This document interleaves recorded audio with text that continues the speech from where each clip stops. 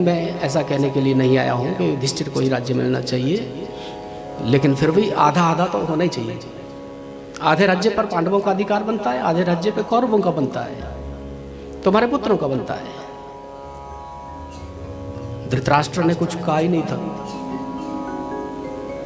बिल्कुल चुप बैठे, कुछ बोलते नहीं है। द्वारिकाधीश ने कहना जारी रखा, ठीक है आपकी चुप्पी में आपका उत्तर छिपा हुआ है, कोई बात नहीं, आप आधा राज्य नहीं देना चाहते, 5 गांव दे देना पांडवों के लिए। पांडव मेरी बात को कभी टालते नहीं है, मैं समझा लूंगा उनको अपने तरीके से, वो मान जाएंगे 5 गांव के लिए। 5 गांव दे देना,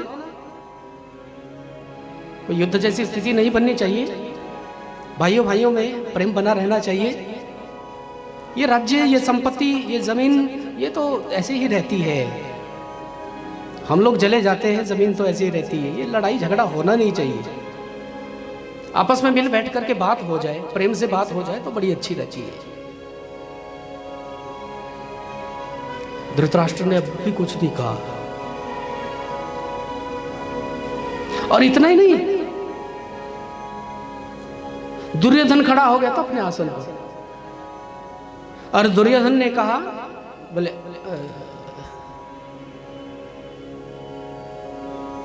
हमने सोचा आप आए अतिथि बनकर के, यहां तो बात ही कुछ और है, आप पांडवों के पक्षधर बनकर के आए हो। मैंने निमंत्रण दिया था आपको कि आतिथ्य स्वीकार करिए हमारा, और आप आते ही पांडवों के पक्षधर बन गए।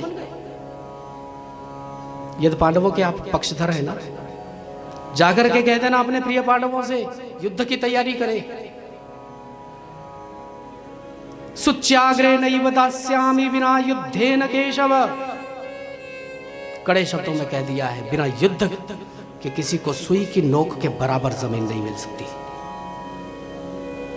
सुई की नोक के बराबर जमीन भी यदि मिलेगी तो युद्ध में जीतने वाले को मिलेगी, विजयी को मिलेगी। ये बलशालियों का कार्य है, राज्य चलाना कायरों का काम नहीं है। बल चाहिए बाहुओं में, ऐसे मांगने से कुछ नहीं मिलता। कह देना अपने प्रिय पांडवों से, हिम्मत है तो आकर के हमसे युद्ध करें। श्री ठाकुर जी ने उसके मुंह की ओर देखा और मुस्कुरा करके कहा था, बोले ये जो तुम बातें कर रहे हो ना, ये बिना अनुभव की बातें हैं, बिना अनुभव की बातें, और अनुभूत बातें होती तो उसका कोई प्रभाव होता जरूर। अनुभूत बात का ही प्रभाव होता है। तुझे मालूम है युद्ध क्या होता है? तुझे युद्ध की विभीषिका के बारे में कुछ पता है? युद्ध का परिणाम क्या होता तुझे मालूम है? लाखों नारियां विधवा हो जाती है, लाखों बच्चे अनाथ हो जाते हैं, निर्दोषों का रक्त बहता है, अनेक घर उजड़ जाते हैं, और उस राष्ट्र को उत्थान करने के लिए कई वर्ष लग जाते हैं, सदियां लग जाती है, जिसमें युद्ध जैसी स्थिति बनती है। तूने नानी की गोद में, दादी की गोद में बैठ करके युद्ध की कथाएं सुनी होगी दुर्योधन, और वास्तविक युद्ध क्या होता तुझे मालूम ही नहीं है, या तुझे पता होता तो तू युद्ध की बात ही ना करता। ये मत समझ लेना कि मैं युद्ध को टालने के लिए ये बातें कर रहा हूं। दुर्योधन अब युद्ध हो करके रहेगा, युद्ध हो करके रहेगा। और युद्ध होता कैसे है ये पांडव तुझे समझाएंगे। इतने में शकुनी ने हाथ पकड़ा था दुर्योधन का, नीचे बैठ जा। मालूम है किससे बात कर रहा है? ये द्वारिकाधीश है। अगर द्वारिकाधीश पांडवों के पक्ष में हो गए तो तेरी हार निश्चित है, कोई नहीं जिता सकता तुझे। बड़ा नीति निपुण राजा था शकुनी, सब जानता था। बोले मामा जी फिर करें क्या? बोले ये भी मैं ही बताऊं। चरण पकड़ ले जाकर के क्षमा मांगो। ये तो नहीं कर सकता, मेरा अहंकार आड़े आ रहा है, अभिमान आड़े आ रहा है, तो फिर जो करना चाहे वो कर। बोले बात बदल लूंगा, इतना तो कर ही सकता हूं। खड़ा होकर के दुर्योधन ने कहा, बोले द्वारिकाधीश जी थोड़ा ऐसा है, हम बचपन से ही उदंडी प्रकृति के रहे हैं, थोड़े क्रोधी स्वभाव के भी रहे हैं, हमारा क्रोध आपसे भी तो छिपा नहीं है, हम बचपन में साथ में तो खेले। और क्रोधी स्वभाव बच्चे का तब होता है जब उसको थोड़ा इग्नोर किया जाता माता पिता के द्वारा। जय श्री कृष्ण बोल। इसलिए बच्चे का ध्यान रखना चाहिए। शास्त्र कहता है कि 2 साल का 3 साल का जो बच्चा होता है वो माँ को अपने साथ में सुलाना चाहिए, अपने सीने से चिपका करके रखना चाहिए, तो उसमें संस्कार पड़ते हैं।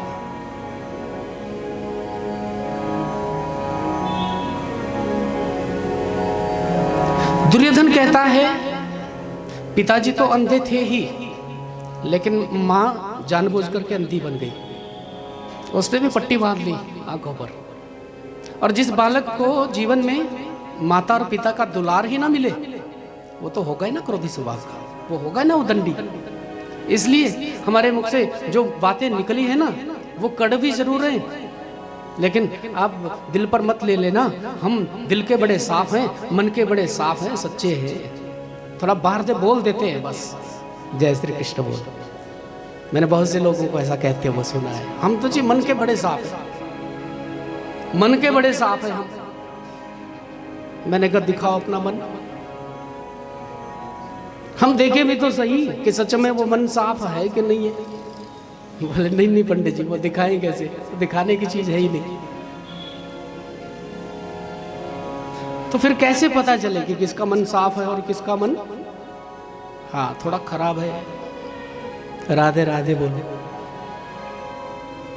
लेकिन जो बात बात पर ये कहता है कि मेरा मन साफ है, मेरा मन साफ है, उससे थोड़ा बच करके ही रहना चाहिए, क्योंकि जिसका साफ है वो तो बोलेगा ही नहीं, उसको बोलने की जरूरत ही नहीं। दुर्योधन ने कहा कोई बात नहीं, राजनीति की बातें बाद में होती रहेंगी। मेरी माता गांधारी ने आपके लिए 56 भोग तैयार किए अपने हाथों से। आज दोनों मित्र साथ में बैठ करके भोजन करेंगे, बड़े समय के बाद यह सौभाग्य मिला है। चलिए दोनों चलते हैं, आज साथ में बैठ करके हम करते ना भोजन। आइए डाइनिंग टेबल पे बैठते हैं। जय श्री कृष्ण। ठाकुर जी ने कहा बोले डाइनिंग टेबल का लालच दे करके मुझे फंसाना चाहता है, भोजन का लालच दे करके छोटे छोटे बच्चों की तरह बात को बनाना चाहता है, लेकिन जो बात छूट गई ना मुख से वो वापिस नहीं आती है दुर्योधन। इसलिए प्रयास करना चाहिए जीवन में कि सोच समझ करके ही हम शब्दों का चयन करें, क्योंकि शब्द जो छूट जाता है वो वापिस नहीं हो सकता है, वो मंडराता रहता है इसी ब्रह्मांड में। जो शब्द कभी अपने मुख से निकल गया वो इसी ब्रह्मांड में मंडराता रहता है जी। वैज्ञानिक तो इस पे भी कार्य कर रहे हैं कि भगवान श्री कृष्ण ने कुरुक्षेत्र के स्थान पर जो अर्जुन के लिए गीता का उपदेश दिया था, वो शब्द भी तो यही मंडरा रहे होंगे ना ब्रह्मांड में। उनको पकड़ा जाए, कैच किया जाए तरंगों को, इस पे काम हो रहा है। शब्द ब्रह्म है, शब्द का कभी क्षय नहीं होता है, शब्द अक्षय है, अच्युत है। आज तो खाने का प्रश्न नहीं पैदा होता है दुर्योधन जी। क्यों? इतनी दूर से चल करके आप आए, आपको भूख तो लगी रही होगी ना, खाने का समय भी तो हो गया है। बोले भूख तेरी बातों से मिट गई, रही नहीं। भूख तो है लेकिन वो प्रेम की है, वो तेरे पास है नहीं। दो परिस्थितियों में भोजन होता है, या तो खाने वाले को भूख हो या तो खिलाने वाले के मन में प्रेम हो, श्रद्धा हो। न तेरे मन में प्रेम है, ना श्रद्धा है, और ना मुझे भूख है। आज खाने का प्रश्न इसलिए उत्पन्न नहीं होता क्योंकि विदुर काका के यहाँ से मुझे निमंत्रण है। आज उन्हीं के यहाँ भोजन होगा। विदुर जी बैठे थे वहां पर, विदुर जी ने इशारा किया, मैंने कब दिया निमंत्रण? अब भी झूठ बोलते हो, इतने बड़े हो गए, राजा बन गए। और प्रभु ने भी इशारे से कहा था, बोले आप चुप रहना, तो गड़बड़ मत कर रहा। इतने में दुर्योधन ने पूछ लिया था, अच्छा तो काका जी के यहां से निमंत्रण है, इन्होंने कब दिया निमंत्रण आपको? द्वारिकाधीश को निमंत्रण दे रहे, अपना खाने का रहने का ठिकाना नहीं, ताने मारने लगा। महामंत्री थोड़े ही हैं, यहां से पगार थोड़ी ही मिलती है। चले आते हैं कंगाल कहीं से, घर में अपने खाने का रहने का कोई ठिकाना नहीं है, द्वारिकाधीश को दे दिया निमंत्रण। अच्छा एक बात बताइए, इन्होंने निमंत्रण कब दिया था आपको? ठाकुर जी ने कहा, बोले 12 वर्ष पहले। 12 वर्ष पहले? बोले हाँ 12 वर्ष पहले। 12 वर्ष पहले इनकी पत्रिका आई थी द्वारिका, उस पे लिखा था कि द्वारिकाधीश कभी हस्तिनापुर पधारो, सबसे पहला भोजन हमारे घर में ही होगा। अरे वाह रे मेरे ठाकुर, बिन कहे भी सब समझ जाता है, तो मन की बात को पकड़ लेता है, मन के भाव को पकड़ लेता है, इसलिए सावधान रहना, सावधान रहना। ये भीतर की बात को पकड़ लेता है। विदुर ने कहा, मैंने तो मन ही मन कहा था कि जब तक द्वारिकाधीश घर में नहीं आएंगे तब तक भोजन नहीं बनेगा। आज मेरे लिए ठाकुर आए, ये मेरे लिए आए। ये तो बहाना है राजनीति, जो शांति दूत बन करके आए, ये सब बहाना है, लेकिन मुझे लगता है मेरे लिए ही आए। लड़खड़ाते हुए, वहीं से हड़बड़ाते हुए विदुर उठे हैं, ये नटखट हैं, अभी भाग करके आएंगे और आकर के कहेंगे लाइए भोजन प्रस्तुत करिए ना। अब घर में कुछ बनता ही नहीं है तो क्या खिलाएंगे? राशन की व्यवस्था तो तब हो ना जब घर पे भोजन बनता हो। घर में जब कुछ बनता ही नहीं है, क्या देंगे द्वारिकाधीश? क्या खिलाएंगे? कुछ व्यवस्था तो करनी चाहिए। विदुर जी उठे हैं, गोप लोगों की बजरिया की ओर भागे हैं कि वहां से कुछ लेकर के आता हूँ। इतने में मेरे ठाकुर ने पादुका उतार दी है और नंगे पांवों से विदुर के घर की ओर प्रस्थित हो रहे हैं, विदुर की झोंपड़ी की ओर जा रहे हैं। भक्त जब भगवान के घर जाता है तो निर्मल होकर के जाता है, पवित्र होकर के जाता है। और ठाकुर जी ने कहा, जो जिस प्रकार से मुझे भजता मैं भी उसी प्रकार से उसको भजता हूँ, इसलिए आज पादुका भी उतार दी थी। नंगे पैर से जाऊंगा और आ रहे हैं। आज विदुर का गृह पावन हो गया है, पवित्र हो गया है। दोपहर की गर्मी में नंगे चरणों से ठाकुर जी चल रहे हैं। विदुरानी की झोपड़ी के पास पहुंचे, द्वार पे दस्तक दी। विदुरानी कहा, कौन है? मेरे गोविंद ने कहा, मैं आ गया काकी। अब तो बात को ही पहचान लिया था, आवाज को ही पहचान लिया था कि मेरा ठाकुर आया है। अस्त व्यस्त वो वस्त्रों को ही धारण करके द्वार पे आई, द्वार खोल दिया है। और ठाकुर जी को जब देखा है तो देखती रह गई, नेत्रों से दीदार करती है, अभिनंदन करती है, स्वागत करती है, एक टकी लगा करके देखने लगी है। श्री ठाकुर जी ने देख लिया है कि इसका श्रृंगार, इसका जो पहरावा है वो भी तो ठीक नहीं है, अपना पीतांबर ही फेंक दिया था। और विदुरानी ने कहा कि आप आ गए, हमने बड़ी प्रतीक्षा करी आपकी, बड़ी प्रतीक्षा की। आज आप आ गए, ठाकुर जी ने कहा आ गया, लेकिन द्वार पे खड़ा रखोगी? अरे भीतर भी तो बुलाओ। हाँ हाँ, मैं कितनी बावरी, आप आइए ना। हाथ से पकड़ करके भीतर खींच लिया, फिर आंगन में घुमाती। अब यहां बैठिए। बैठने लगे, नहीं नहीं नहीं, यहां अच्छा नहीं। अपनी चुनरी से जगह साफ करती है, यहां बैठिए। ना ना, यहां मत बैठिए, ये ठीक नहीं है। दूसरे कोने पर ले गई, आप यहां बैठिए। नहीं, ये स्थान ठीक नहीं, यहां से चलिए।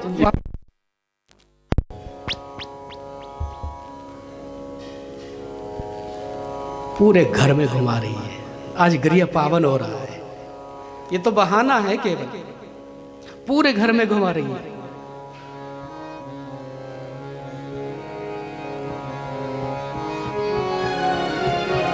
विदुर नहीं घर थी विदुरानी,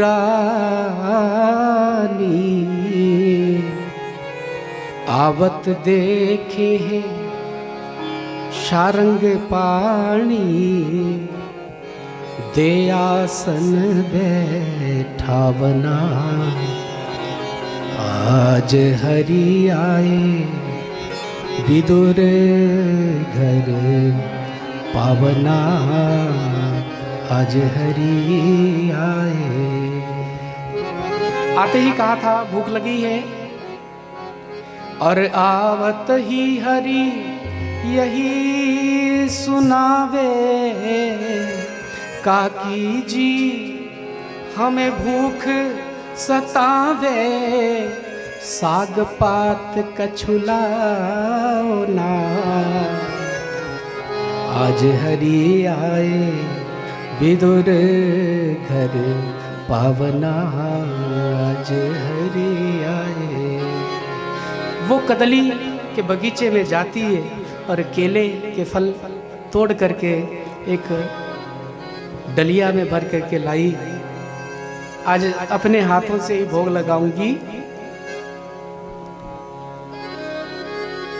केले को छिला है, छिला हुआ केला पर फेंक दिया और छिलका ठाकुर के हाथ में थमा दिया। लीजिए, क्या कर रहे हैं इसका? बोले पाइए ना, प्रसाद है। अच्छा प्रसाद है, वो बड़े प्रेम से खा रहे हैं। प्रसाद तो पाने चाहिए। दूसरा केला छिला है, केला फेंक दिया, छिलका दे दिया, वो पा रहे हैं। छिले हुए केलों का ढेर लग गया, बड़े प्रेम से पा रहे। इतने में आ गए थे विदुर। इतने माही विदुर जी आए, विदुरानी पर बहुत गुस्साए, घर की लाज बढ़ा बना, आज हरि आए विदुर घर पावना, आज हरि आए। ये क्या कर रही हो? गोविंद को छिलका खाने को दे रही हो। और ठाकुर जी से भी कहा था, आप भी बोल नहीं सकते थे, विरोध नहीं कर सकते थे। वैसे तो बड़े नटखट बनते हो। आज छिलका खाने को दिए तो भोले बाबा की तरह खाने लगे। भोले बाबा को जो मर्जी दो वो ले लेते, जय श्री कृष्ण बोल। लेकिन आप तो ऐसे ना थे।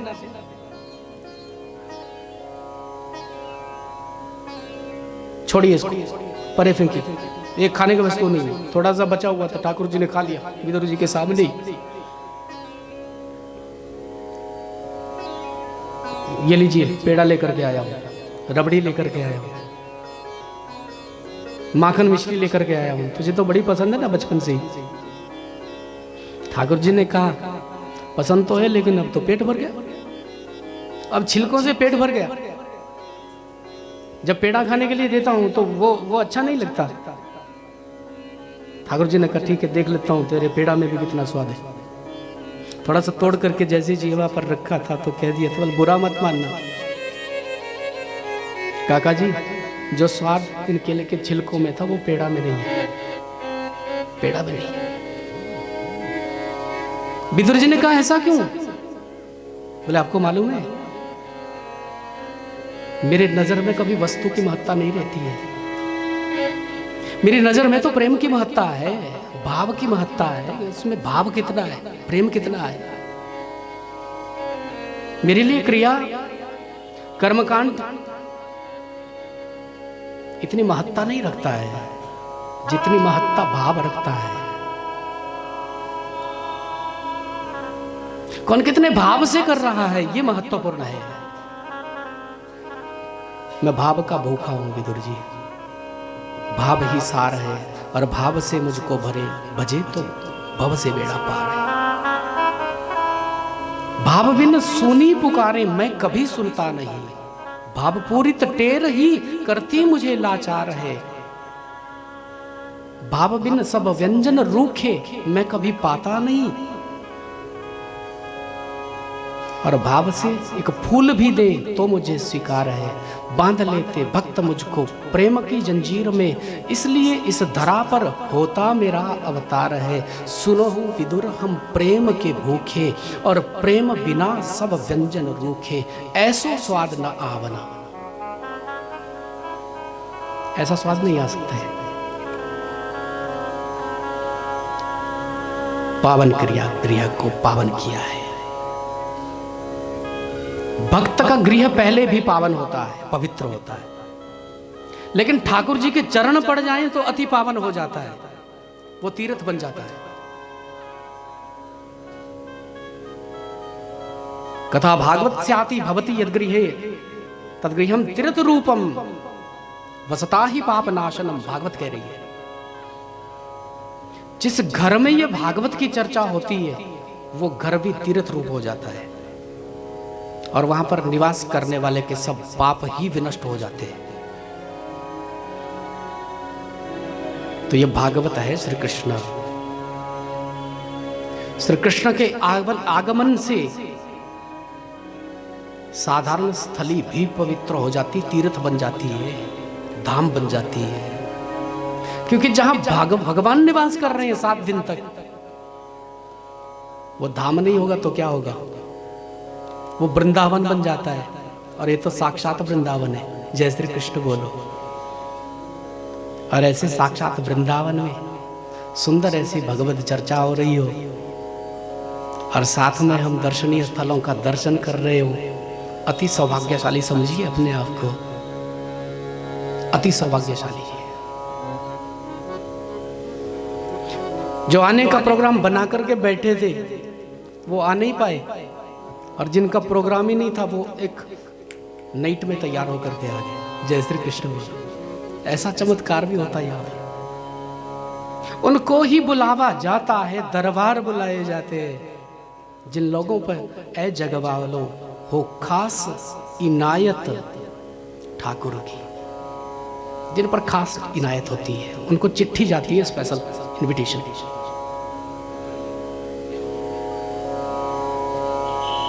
चिट्ठी तो अपने पहचान वाले को ही जाती है, बिना पहचान वाले को कौन देगा निमंत्रण?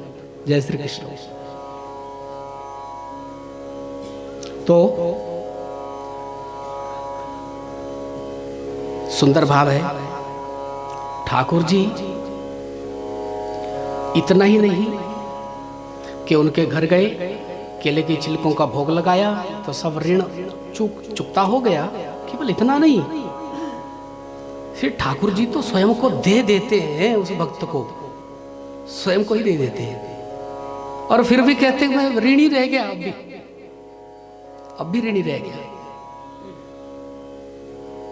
मैं तेरे ऋण को चुकाऊं कैसे? तेरे प्रेम का बदला मैं कैसे चुकाऊं? बोले इसके लिए आप क्या करते? बोले इसके लिए मैं तेरा अनुचर बनूंगा। अनुचर होता है पीछे चलने वाला। ठाकुर जी कहते हैं ब्रजवासियों के ऋण से मैं कभी मुक्त नहीं हो सकता। मैंने उनको अपने आप को दे दिया है, फिर भी उनका ऋणी हूं। इसलिए जहां जहां ब्रजवासी चरण धरते मैं उनके पीछे पीछे चलने लगता हूं। किसी ने कहा बोले जी आप ऐसा क्यों करते? तो ठाकुर जी ने कहा बोले ऐसा इसलिए करता हूँ कि मेरे भक्त के चरणों की जो रज है ना, उसका स्पर्श मुझे मिल पाए। भक्त के चरण की रज का स्पर्श मुझे मिल पाए। मैं समझता हूं कि कुछ ऋण तो चुकता हुआ, क्योंकि दीयमानम न गृह्णन्ति, मैं देना भी चाहूं तो वो भक्त मुझसे लेते ही नहीं। ये अति उत्तम कोटि के भक्त होते हैं। भगवान देना भी चाहे तो भी नहीं लेते। ये अति उत्तम कोटि के भक्त हैं। और जब लीला संवरण करके भगवान जाने वाले थे, उस समय उद्धव से विदुर की चर्चा की है, विदुर का नाम लिया विशेष रूप से। मेरा संत विदुर कहीं मिलेगा तो उसको मेरा समाचार अवश्य कहना। विदुर और उद्धव की भेंट यहीं पे श्री वृंदावन धाम में हुई है। बोलिए वृंदावन धाम की जय।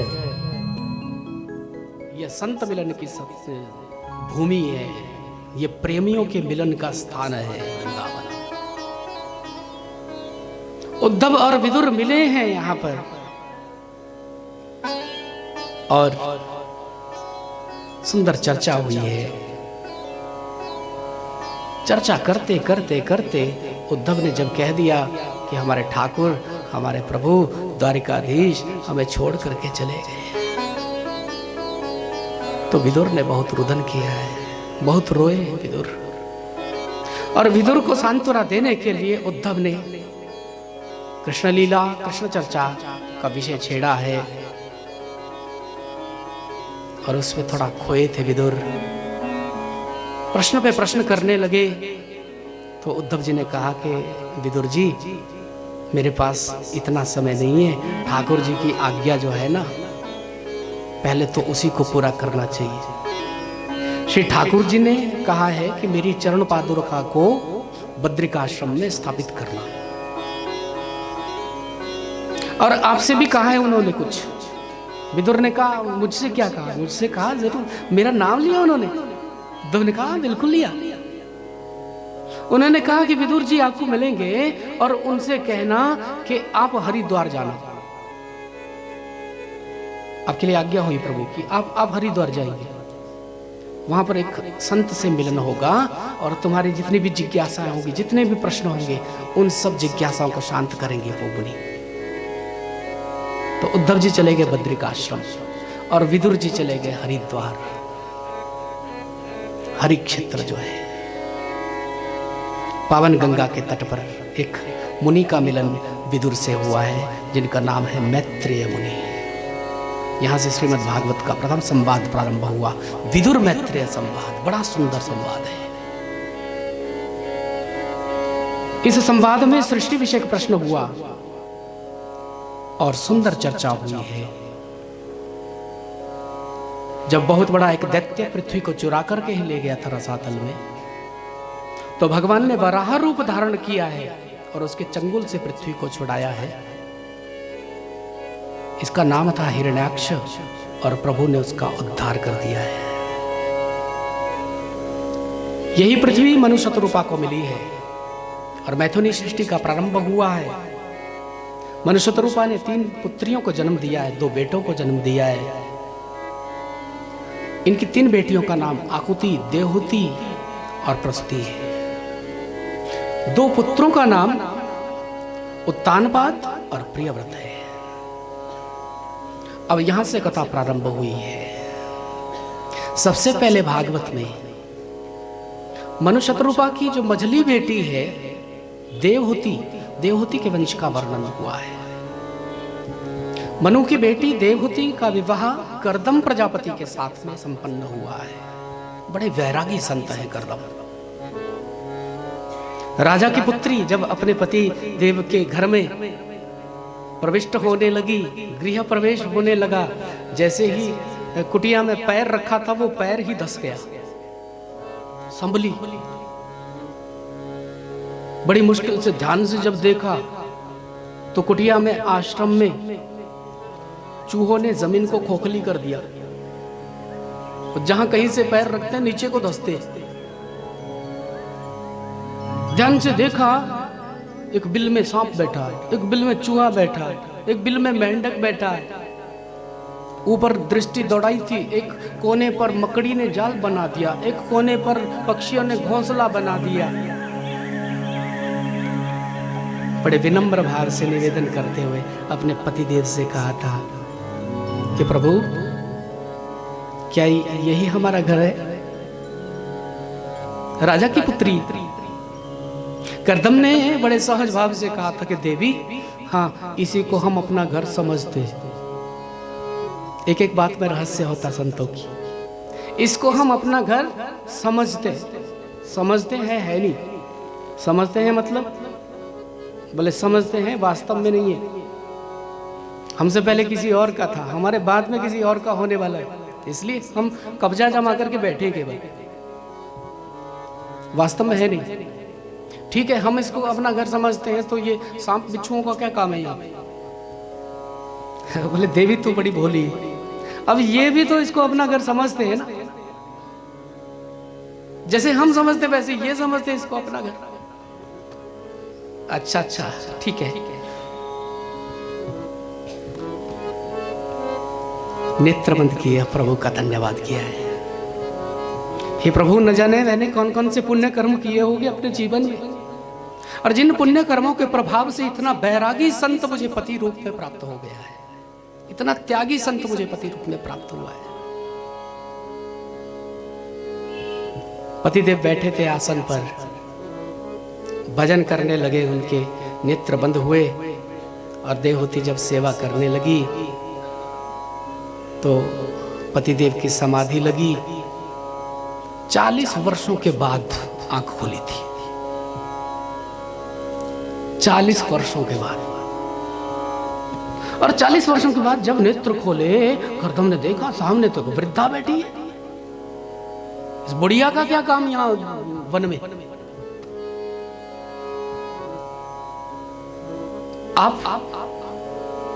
आपका परिचय, आप क्यों आई यहाँ पे? देवहूति ने सोचा मुझे को भूल गए, और याद दिलाना पड़ेगा। 40 वर्ष पहले की बात है, याद करिए महाराज। 40 वर्ष पहले एक राजा की बेटी को ब्याह करके आप लाए थे, और मनु शत्रुपा की पुत्री देवहूति मेरा नाम है, आपकी भार्या हूँ, अर्धांगिनी हूँ, सहगामिनी हूँ, आपकी सेवा में उपस्थित हूँ। 40 वर्ष पहले कर्दम ने विचार किया, रे हाँ, मैंने सोचा वो कोई स्वप्न था, लेकिन ये तो सत्य था। 40 वर्षों से तुम यहीं रही। देवहूति ने कहा, और कहां जाती? अपने पिता के घर नहीं गई?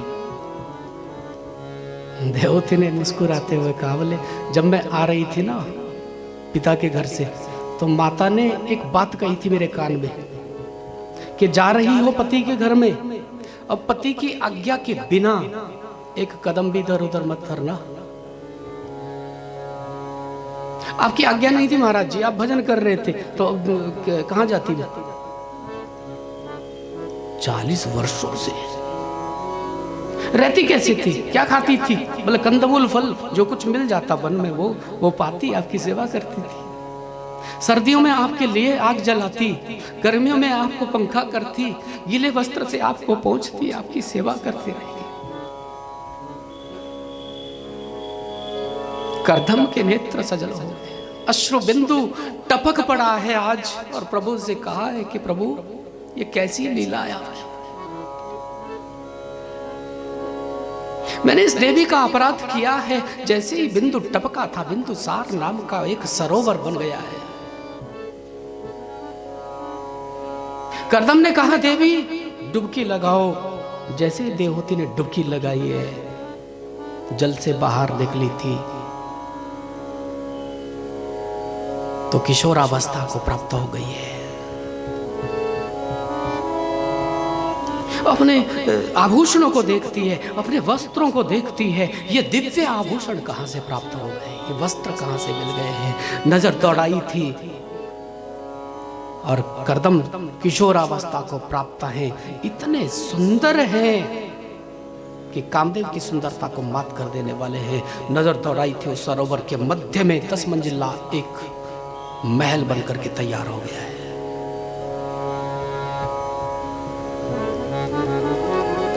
जैसे ही जो मन में बात आती है वो महल में उपस्थित हो जाती है। दास दासियां, नौकर नौकरानियां, सब ऐश्वर्य भोग की सामग्री जो पिता के घर में थी उससे कई गुना उस महल में उपस्थित हो गई। कर्दम और देवहूति ने गृहस्थ धर्म का पालन किया और बेटियां इनके यहां आई 9। जय श्री कृष्ण बोलो। 9 पुत्रियां आई। बड़े बड़े ऋषियों की जो पत्नियां हैं वो कर्दम देवहूति की पुत्रियां हैं। कला, अनुसुया, अरुंधति इत्यादि इनके नाम हैं। एक दिन कर्दम ने कहा, बोले देवी अब हम भजन करने के लिए जाते वन में। देवहूति ने कहा, लेकिन आपने प्रभु से कहा था कि एक पुत्र हो जाएगा उसके बाद आप वन में चले जाएंगे। अब पुत्र तो आया नहीं।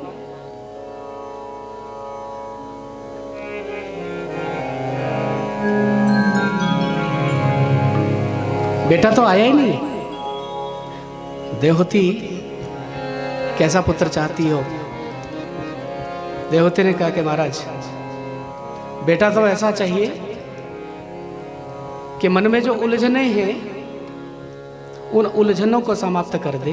जन्म जन्मांतर से जो तार उलझे पड़े हुए हैं उन तारों को सुलझा दे, ऐसा पुत्र चाहिए। तो कर्दम ने कहा था कि देवी ऐसा पुत्र तो भगवान हो सकता है। कोई बात नहीं, भगवान को बेटा बना लेते। ऐसी ऐसी माताएं हुई है मेरे भारत में जिन्होंने प्रभु को भी पुत्र बना लिया है, भगवान को बेटा बना लिया है। दोनों ने तपश्चर्या की है। प्रभु प्रसन्न हुए, सामने आए, क्या चाहिए? दोनों ने एक सुर में कहा था कि आपके जैसा पुत्र चाहिए, आपके जैसा पुत्र चाहिए। मेरे प्रभु ने कहा था कि कर्दम देवहूति मेरे जैसा कोई होता ही नहीं है, मेरे जैसा केवल मैं होता हूं। दोनों ने कहा था तो फिर आप ही आइए ना, आप ही आइए हमारा पुत्र बन करके। तो प्रभु ने उनको आश्वासन दिया कि मैं आऊंगा, समय आया है। जज्ञे च कर्दम गृहे द्विजद्वे देवहूत्या। कालांतर में समय आया है और परम पावन दिव्य घड़ियों में, दिव्य समय में प्रभु ने कर्दम और देवहूति के यहाँ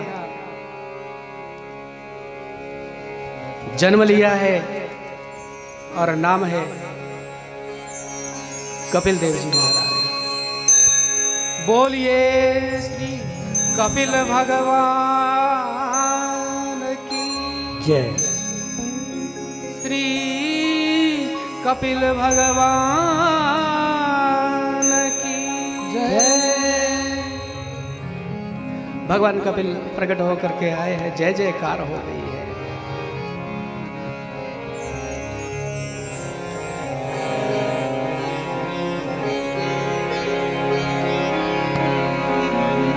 देवों ने पुष्प वृष्टि करी है, देवियों ने मंगल गीत गाए हैं, प्रभु का सुंदर स्वागत हुआ है। कर्दम भजन करने के लिए चले गए हैं। सब पुत्रियों का विवाह संपन्न हुआ है। छोटे से कपिल आज उच्च आसन पर विराजमान हुए। माँ ने पूजन किया, अर्चन किया है, वंदन किया है और शरणागत हो गई है, शरणागत हुई है माँ। प्रश्न किया, निर्वणा नितराम भूमन असद इंद्रिय तर्षणात् येन संभाव्यमानेन प्रपन्नान्धं तमः प्रभो।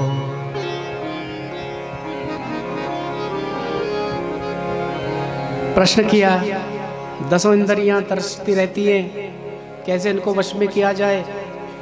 प्रभु मुस्कुरा रहे हैं। बोले प्रश्न बेटा समझ करके किया कि क्या समझ करके किया? तो माने कहा नहीं, गुरु समझाए आपको, गुरु भाव है इसलिए प्रश्न कर रही हूं। तो उन्होंने इशारा किया, बोले गुरु भाव है तो शिष्यत्व स्वीकार करने के लिए फिर शरणागति भी तो होनी चाहिए। जब तक शरणागति नहीं होगी तब तक उपदेश भी काम नहीं करेगा। श्रद्धा चाहिए, शरणागति चाहिए। तो शरण में आइए। तन्त्वागताहं शरणं स्वभृत्य संसारतरो कुठारं जिज्ञासयाहं प्रकृते पुरुषस्य नमामि सद्धर्मविदां वरिष्ठं तन्त्वागताहं शरणं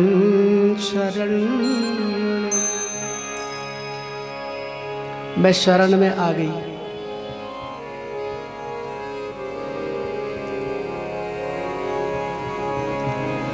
और अब इस जीवन को आपके हवाले कर दिया। ये जीवन रूपी नैया आपके हाथ में, चाहे डुबा दो चाहे तैरा दो। चाहे डुबा दो चाहे तैरा दो,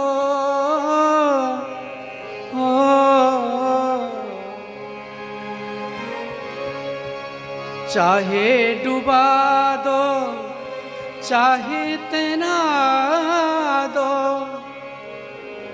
मर भी गए तो देंगे दुआएं,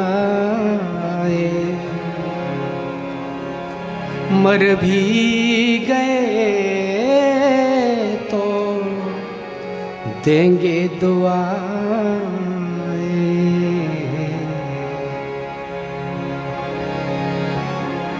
गुरुदेव दया कर दो मुझ पर।